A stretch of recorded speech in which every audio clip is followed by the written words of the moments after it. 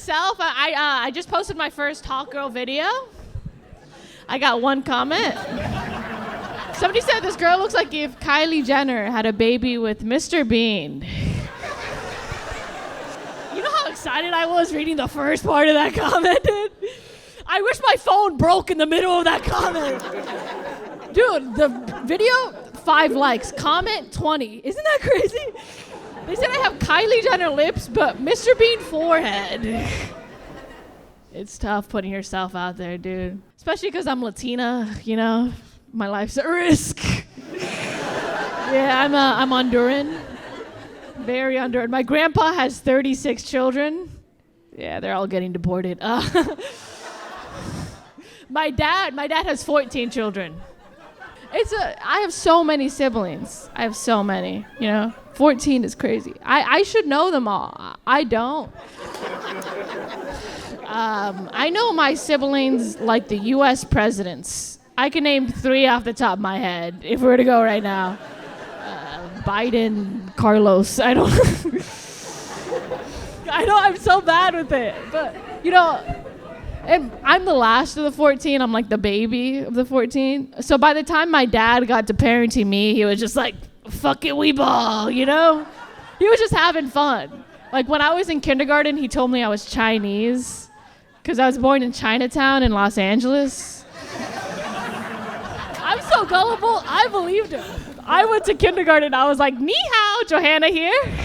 I was born in China, a place called Chinatown. And I went to like an all-Latino elementary school, so some of them, you know, believed me. They would come up to me after school, they'd be like, Johana, you're our favorite Chinese person. I was like, oh, gracias. I must go home, my mom made quesadillas. It's tough being Chinese in kindergarten, man.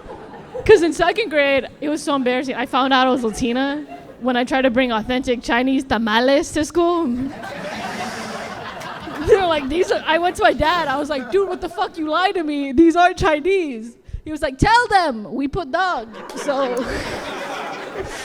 I forgot to tell you guys, my dad's racist. It's tough having so much family because like I'll like meet my family sporadically throughout my life, you know? I just met my brother for the first time and I was like, hey, what's up? I'm your full sibling. I was in Texas visiting him. I don't know if you guys know this. Men in Texas are so lonely. Every time I stepped outside, I would get hit on. And then every time I came back inside the house, I would get hit on again. My nephew hit on me.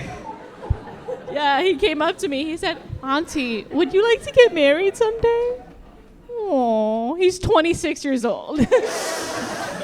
Yeah, I'm 24. My sister's 42.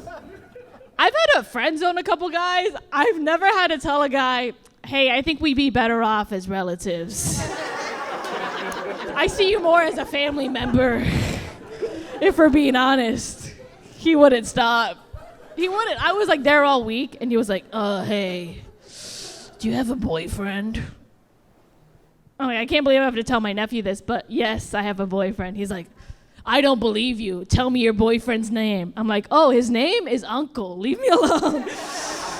He was like, what's the problem with us being together? Like, what's so bad?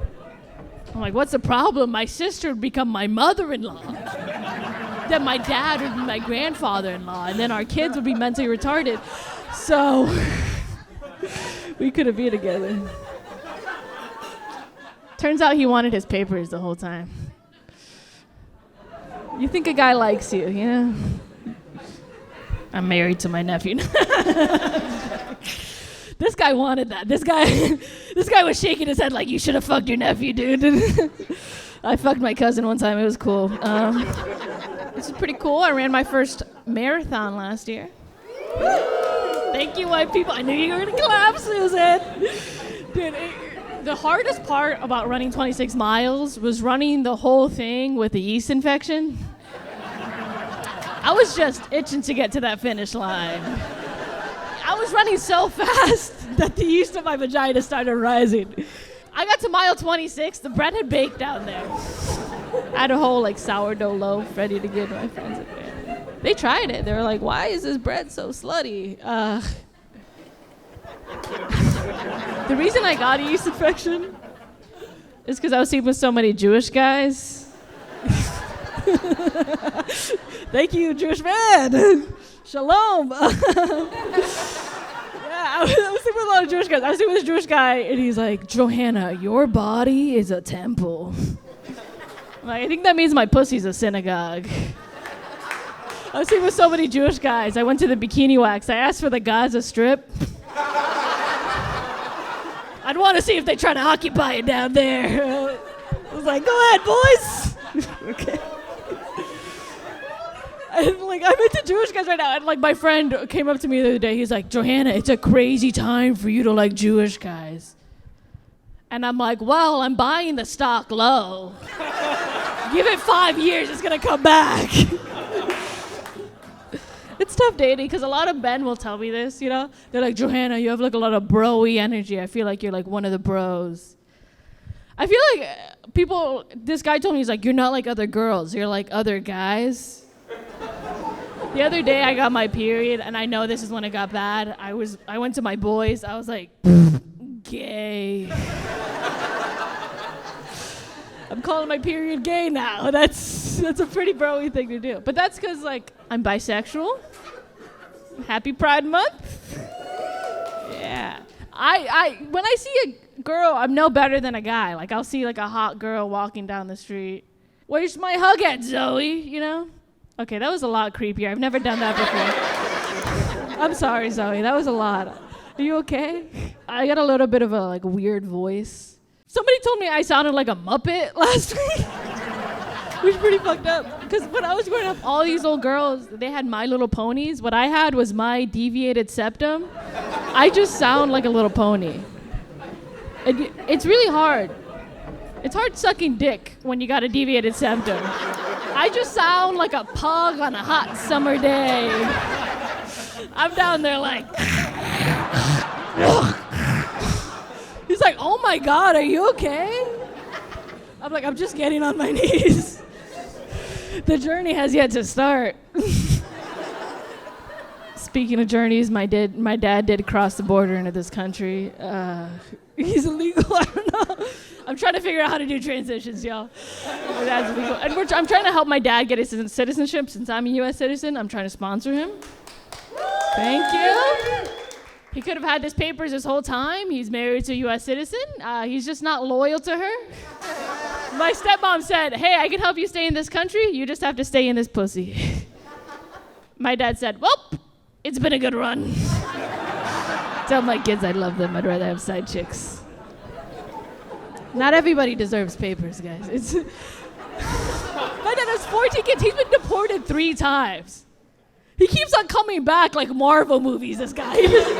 I'm like, "What are you guys protesting? He'll be back next week." And now my sister doesn't have papers either. It was like weird how my parents did it. But she was born in Honduras. And she's married to a guy in the military, and he just got deployed to do the U.S.-Mexico border mission to help Border Patrol. She doesn't have papers. Talk about taking your work home with you. This guy's just like with my sister, like, "You're not crossing on this side of the bed, honey. Stay on that side." We have a guy on the inside. His name is Kyle. I think like that's how he got deployed. They were like, "All Kyles to the U.S.-Mexico border, preferably blonde hair, blue eyes." Like that guy, I'm gonna tell all my family members, like if my dad gets deported again, which he probably will, I'll tell him, I'm like, "Okay, so you're gonna cross the border, take a left at the Rio Grande. You're gonna see a guy, blonde hair, blue eyes. We call him El Cracker Barrel. He will take you to freedom. He will take you to the other side." I'm recently single. Yeah. And I've been getting all these Amazon packages, you know, because I've been bored. And I sent my Amazon package to my old address in Los Feliz, where I used to live with my ex-boyfriend. And now I live in my aunt's house in South Central. And now my old address is the proud owner of a new Rose vibrator. It was a lot of money. So I went back to my old address and I knocked on the door. I said, hey, did you guys get a perfectly normal package for Johana Coca? Lady there goes, oh my God, we didn't think you would come back. We got it. We love it. I was like, you guys used it? And she said, yeah, but we know it's expensive. We can feel it. So we're just gonna wash it and give it right back to you. We'll be right back. And I was like, no, please keep it. And she like leaves me there with her boyfriend. He's like, honestly, it just completely works. State of the line, this thing. I was like, oh, gross. She leaves, comes back, and it was just the massage gun I forgot I ordered 3 weeks ago. She's like, you look surprised. I was like, no, this is exactly what I was looking for. Thank you so much, girl. I go back to my aunt's house in South Central, and I'm like, where the fuck did my rose vibrator go? And then I hear a buzzing in the next room. I walk in, my aunt has a rose vibrator on her neck. And it's going crazy on her. She's like, oh my goodness, Johana, I love this new massage gun. It's shaped like a rose and everything. How cute. Guys, now I have to masturbate with a massage gun. My clitoris is beat up, dog. That thing looks like Rihanna in 2009, just absolutely wrecked. And I know white people don't like that joke, and it's okay. I know you guys, I have a white voice, you know? You're probably wondering where that's coming from. I'm from Portland, Oregon originally. Do you guys know Portland in here? For those of you who don't know, Portland, Oregon is like Atlanta for white people. It's a city, it's so liberal, it's racist again. I don't know if you guys know this. Portland, Oregon got its name from a coin flip between a guy from Portland, Maine and Boston, Massachusetts. The guy from Portland, Maine won, but they almost called it Boston, Oregon. Gross. But could you just imagine a whole bunch of woke Bostonians just going, trans lives, they frickin' matter. Free Palestine, you fucks. They'd be like, I think Palestine is wicked pissa, okay? They're like, what are you, a queer? Because if you are, it's 50% off for you. Come here, I love you. You'd be like driving around Boston, Oregon, somebody cuts you off. Hey, what the fuck are you, neurodivergent or something? They'd be like, hey, fuck you, how about they, them apples, asshole?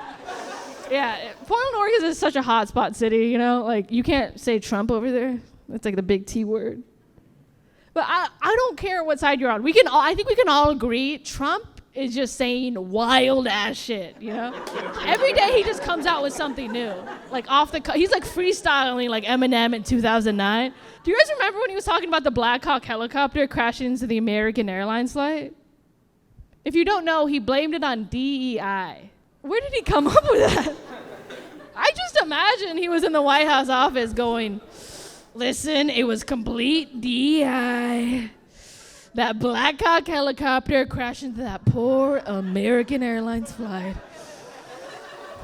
Quite frankly, if it was a White Hawk helicopter, this would have never happened. That Black Hawk helicopter was running on CP time. It was running late. It had 6 baby mamas, and it was smoking a blunt. That's why it was late, this Black Hawk helicopter. Ladies, we don't like big, scary Black Hawks. Average White Hawks get the job done. White Hawks are the best. Okay, well, I've been Johana Coca. Thank you guys so much.